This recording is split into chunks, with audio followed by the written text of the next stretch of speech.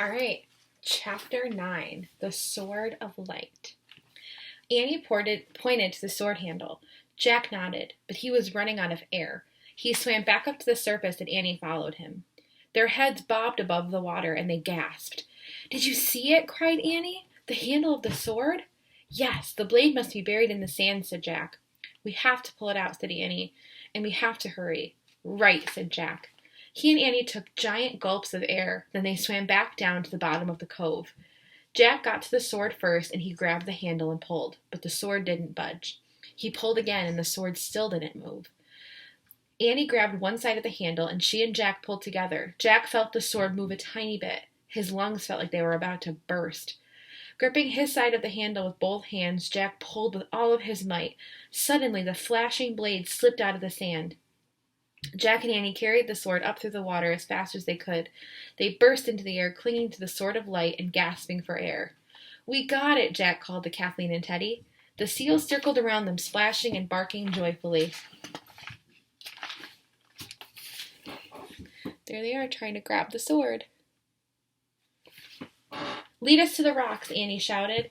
Jack and Annie each held onto the sword's handle with one hand. Paddling with their free hands, they dragged the sword after the seals. As they swam, the fog began to lift and the sky turned from gray to blue. By the time they reached the rocky island, light from the late afternoon sun was again glinting off the strange green shoreline. Hold the sword while I get out, Jack shouted to Annie. Jack climbed onto the rocky island and he took the sword from Annie and then carefully pulled it up onto the rocks and laid it on its side. Annie climbed out of the water. Nearby, Teddy and Kathleen poked up their seal heads. They were all silent as they stared in wonder at the sword. Wow, said Annie. Jack nodded. The mighty sword reflected the burning light of the setting sun. Its blade glowed as if it too were on fire. Now what do we have to do? Jack said. Well, we have to get the sword to Merlin. Fast, said Annie. The sun's about to go down. Right, said Jack, before nightfall. Suddenly, Teddy and Kathleen barked a warning. Jack and Annie looked up. The water had begun to ripple. The ripples started at the edge of the cove and swelled toward the center. Waves crashed against the small rocky island, setting up great showers of spray. What's going on? Said Jack. Maybe a bad storm is coming, said Annie.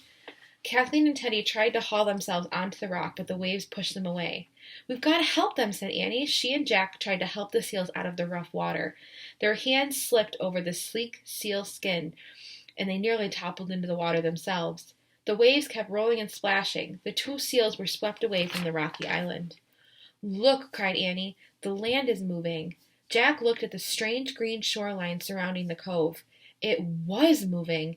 It shifted from side to side and then slithered forward.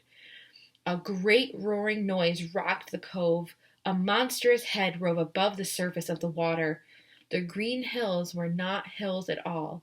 They were the coils of a giant sea serpent's body.